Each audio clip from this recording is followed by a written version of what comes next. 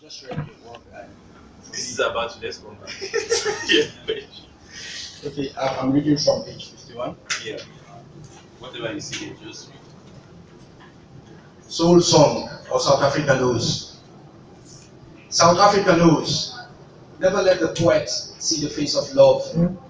Never let the poet walk upon the landscapes of love alone, unguarded. Never let the poet walk by the side of love in a mall. Do not let the poet witness the plump fingers of love using chopsticks to eat sushi in a Japanese shop.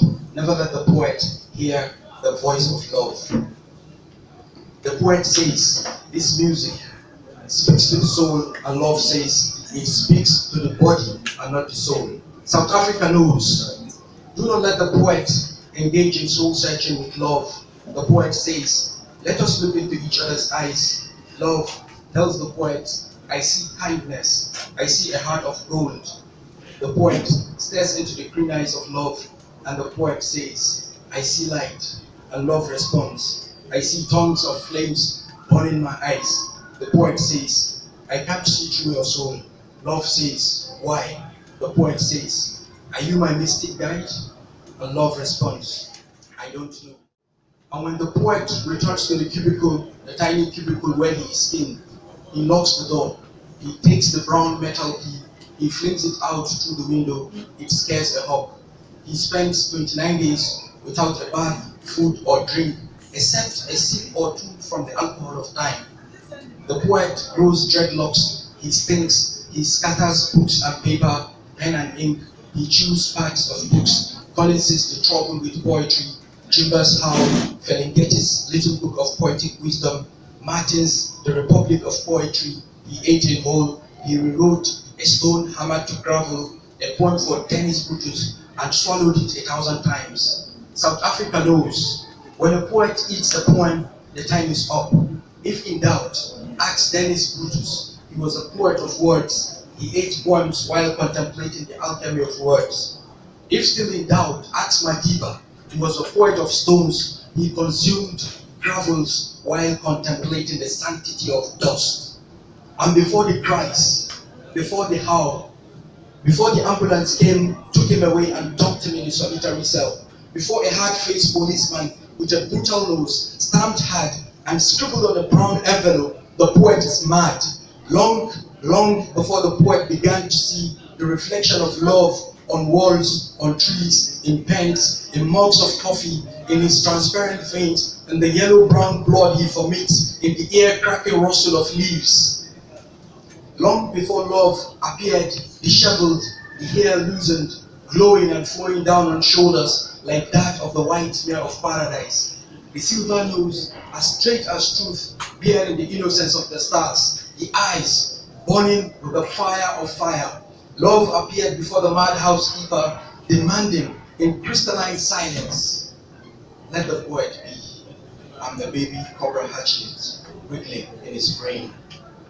Long before he was thrown out of the madhouse, they, the poet and love, sat on a cliff overlooking a mountain. And love says, let us go soul searching. They stare into each other's eyes. What do you see? The poet says, light. What do you see? Love says, you.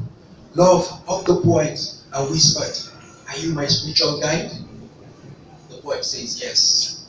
Then let's go, love says. Let's go discover the magic of the Orient. Let us discover the secret of the pyramids. Let us roam the countryside of Shanghai. Let's go to the Vatican and contemplate the paintings on the Sistine Chapel.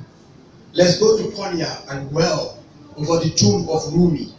Maybe we will have a vision of Shams of Tabriz on the plains, or in an epiphany of light in our dreams.